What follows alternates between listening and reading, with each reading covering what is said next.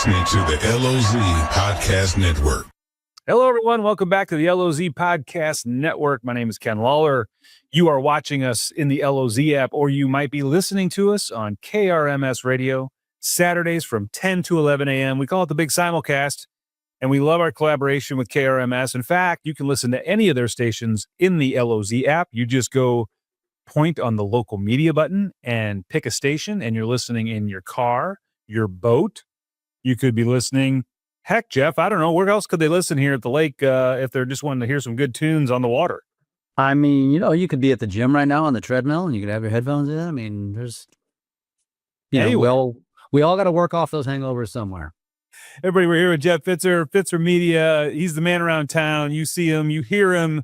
You're everywhere, dude. You're all over the place. I love it. You have fully embraced the bubble of Lake of the Ozarks, have you not? For better or for worse, that is correct. And I think people think you grew up here. You didn't grow up here, did you? No, I mean, we've only been here full time for about a year and a half. And that really, I mean, my family hasn't. I have been. And we've been coming here since 2000. We became Lakers in 2012. So, a long time, but we were weekend warriors. And now it literally consumed us, literally. And here we are. It does that. I mean, I've been here in one form or another for the last 27 years. I can't believe that. But, you get down here, you start enjoying what's going on down here. You start spending more time. You start buying more toys. Eventually, you just find more reasons to be here than you do at, where you grew up. Yeah. I mean, the best way I can describe it is, I think we all, those of us that are vacationers, and I think it's a pretty good portion of, especially Lakers, right? But just in general. And if you're not, I feel sorry for you because you're missing out on a wonderful thing in life, and that's vacation. And you know how it is when you go on a vacation, whether that's, to the beaches in Florida or, somewhere in California or the mountains or Mexico, wherever. And you're just like, gosh, I could stay here forever. And everybody's had that feeling, right? And it's just not realistic. Right. And that's what, to me, the Lake of the Ozarks is, but actually can be realistic, more so for most of us than other vacation destinations, just because of the price point. And many would argue the price point here has gone off, off the charts, but there is still affordability in the middle of Missouri. Maybe you're not going to have the $1 million waterfront home, but you might have a second tier, or maybe you're just going to have a smaller home that you make updates to or something like that. But dude, I mean, it's that's what it is, McKen. You know this. Like I live in Gold Kendra, which is truly a destination, right? It's a place that people come to vacation at, whatever. But just the lake in general, that's what it feels like. I live at a vacation destination. I live where people vacation, where they second home. And it's really fun in the summer. It's really awesome when we get our winters that are nice and quiet. It just has everything, and it's magical, man. Yeah, and it's funny that you kind of bring up a good point, because I can remember being down here 20 years ago with my son Mitch, and we would take the boat out and we would kind of start just rolling down the lake, and you'd see a big multi-million-dollar home, and then you'd see, a $500,000 really nice home on the lake, and then you'd see a cabin on the lake. And then you'd see an RV sitting somewhere on the lake. I mean, the beauty of this lake is it doesn't matter where you're at financially. You can find a spot on this lake somewhere if you want to be here. And that, I think, is unique, because there's a lot of places in America, and particularly in lake communities, where you can't get in. It's just overpriced and there's nothing there. Still here, even today, and things have gone crazy on pricing on the water, but you can still find a 2-bedroom condo for a couple $100,000. I mean, that's always they're there. You just ran a promotion for a guy that had an RV. You got an RV, you got a Hummer, you got a boat, you got a hot tub, you got a golf cart. Yep. For $150,000. Yeah. I mean, a lot of people can afford that. So yeah. I love that about the lake. And it's even mirrored when you go out to, you'll be sitting at a bar somewhere or a restaurant, and you'll have 4 guys lined up, and one of them's a multimillionaire. One guy's doing pretty well. One guy is kind of eking by, and the other guy may not have anything. They're all having a beer together because that's just where it is here. I mean, nobody cares what you have. It's just a great community that people kind of get together on. That's a really good point. I never really thought about it that way. And another way I would describe it, because I just had a friend here from Chicago, never been here before. They were here for a baseball tournament out at Ballparks National, which is becoming common. Like a lot of people coming here that would never even think to come here. He was asking me where to go out to eat, and he's like, "We like finer dining." And so I gave him a list of restaurants, right? And we all have that list. And I said, but here's the key. Fine dining at the lake does not mean dress up fine dining. Like you can easily get away with a t-shirt, shorts, and flip-flops at any of the finer dining restaurants here. And that's what makes the lake so cool. And it's a great point, because you're right. You and I both know some really, really, really wealthy people. In fact, you're one of the ones I know.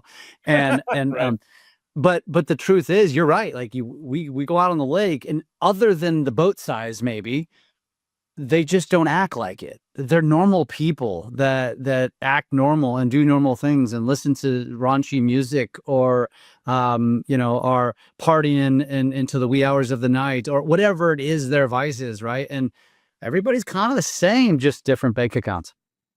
Yeah, and I have to throw a quick little thing. If you are looking for a fine dining restaurant, just it's as easy as going to the LOZ app and hitting the button that says fine dining, and you can have all those choices. We always have to throw a plug in if we find one. You kind of led me down that road. That was great. Uh, but yeah, I mean, that's the cool part of the lake, and there's a spot for everybody. And even in the events that we have down here at the lake, I mean, you're just coming off the big offshore boat races, where you have these teams coming in with multi-million-dollar boats. They bring 30, 40 people with them. They have all of these different, RVs they're towing, and they bring a lot of money into the market.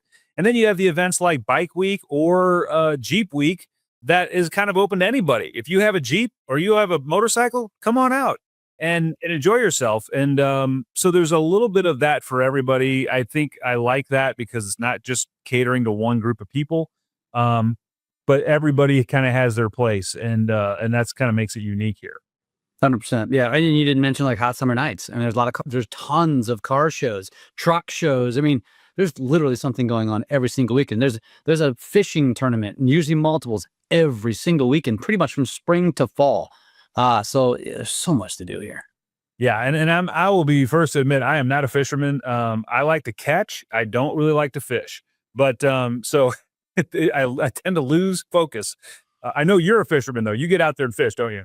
Yeah, I do. I mean, I have a client, and that helps. I enjoy fishing. I'm not a hunter, but I do enjoy fishing. To be honest with you, I really don't make the time for it. If I didn't have a client, I probably wouldn't go fishing as much as I do. Luckily, the client and I have become friends, so I just go fishing just to go fishing sometimes. But it also helps because I got a guide, and so he's putting me on fish. And so to your point, I'm kind of the same way. It's like I don't just like to sit there and have a line in the water. I want something to be on the line on the other end, Yeah. It's going to be interesting. The 250th celebration of America, the 250th birthday. I can't believe it. That's a big milestone. And I know that the lake's just going to be going crazy. I think my prediction is, with current gas prices and the way things are, that people are going to be staying a little closer to home, and the lake could reap a lot of benefit from that.